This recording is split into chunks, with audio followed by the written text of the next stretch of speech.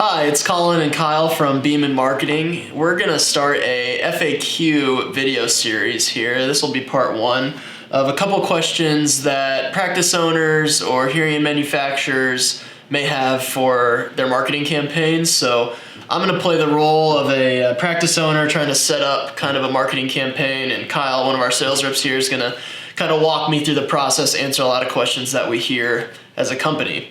So we're going to jump right into it here with question one. Right. And so I guess just to start off, as a practice owner, if I send an email to Beeman Marketing, or I find you, and I want to set up a hearing aid marketing campaign, where do we start at with? Maybe you want to walk me through like different designs and format suggestions, Sure. or It's usually one of the first couple questions that come up is going to be design and format related. What should I mail?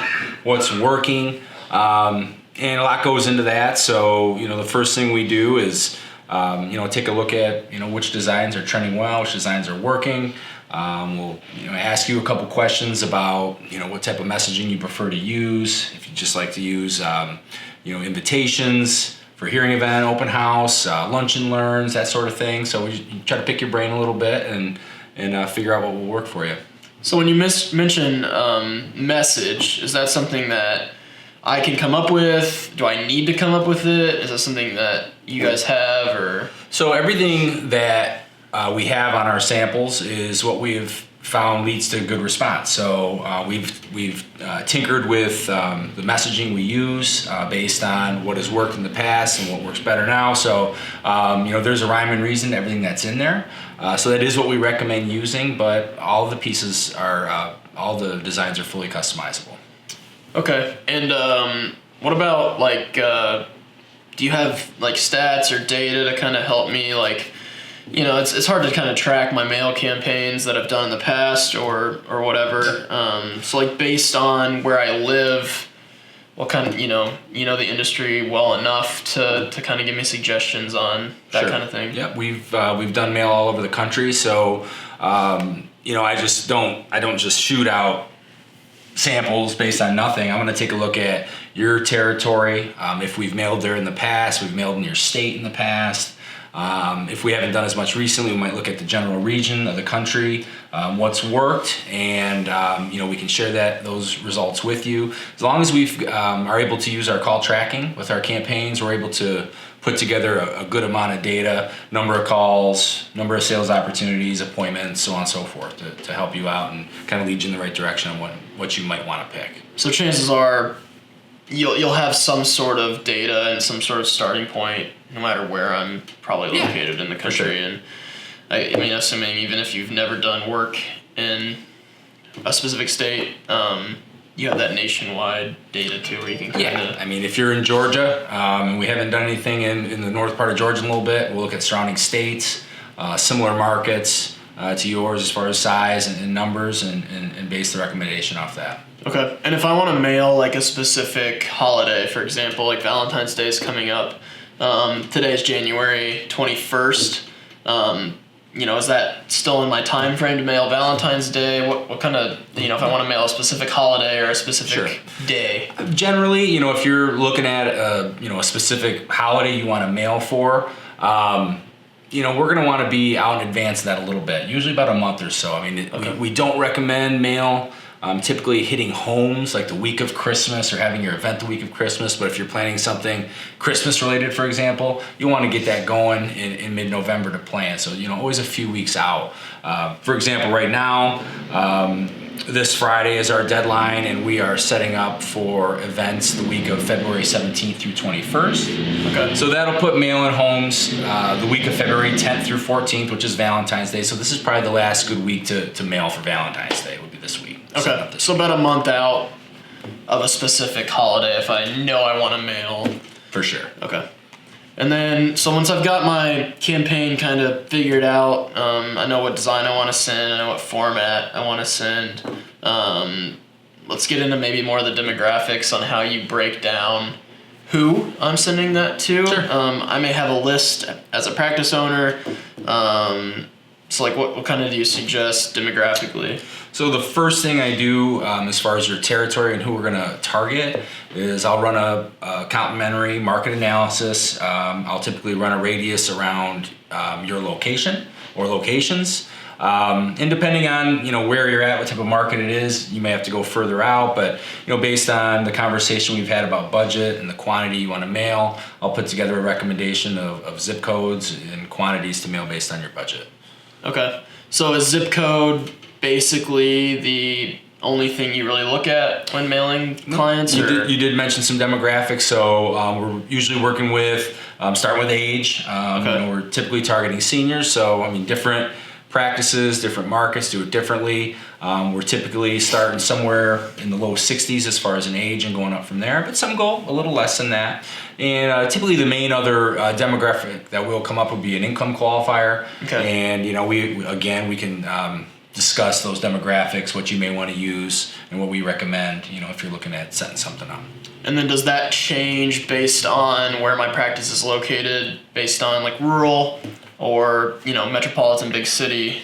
How does that kind of factor in? So with a rural market, you typically have to go further out, not only to get a quantity to mail, but because there's not as much competition out there. So, if you're the only show in town and in the surrounding area, we're going to go out as far as it makes sense. So we'll look at where your competitors are at. And, if we're going out 20 miles and there's a competitor that's closer than that prospect, it might not be the best place to mail. So we can break all that down for you.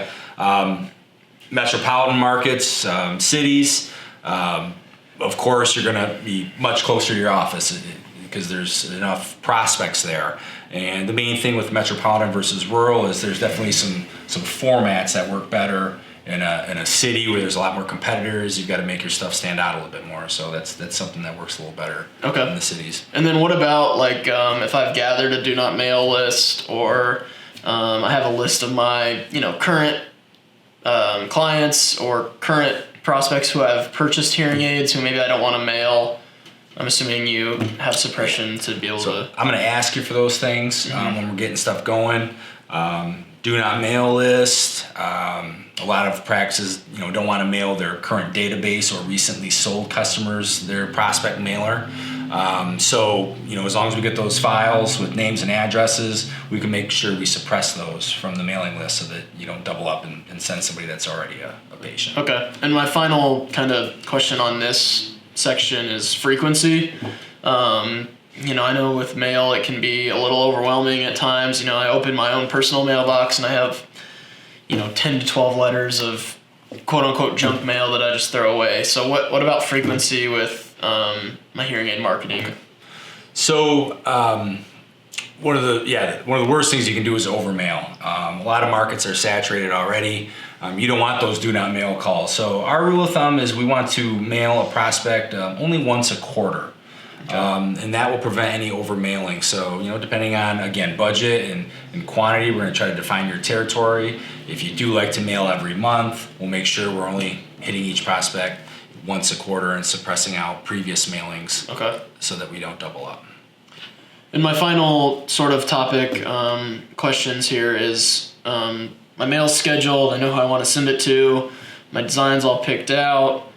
Now it's getting closer to my event. So once I've scheduled my mailing, what's kind of the steps or processes that my practice maybe needs to look into before my mail hits? So, obviously we want to build working relationships with our clients.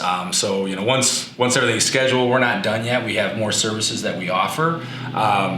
We're all trained in inbound calls in the hearing industry, so we do offer call coaching for your staff. So if you'd like us to go over best practices, objection handling, tips for scheduling appointments and keeping appointments, we can certainly go over those things with staff. And also going over a mail piece with staff is important, making sure they're fully aware of what prospects are going to be calling about and referencing. And then the other thing, going into a mailing that we highly recommend is setting it up, coordinating it with your social media efforts or an email blast to your database, basically letting them know you have the event going on, and any way to get more people in. Facebook, promote your event, do whatever you may. Okay. Yeah. So with you mentioned all these other features. Is that when I hear that, I just think like my cost is just went from my mailing to now I'm way up here with my call tracking and coaching of my staff and adding all these Facebook events. What is there an extra cost to that? How does that kind of factor into my?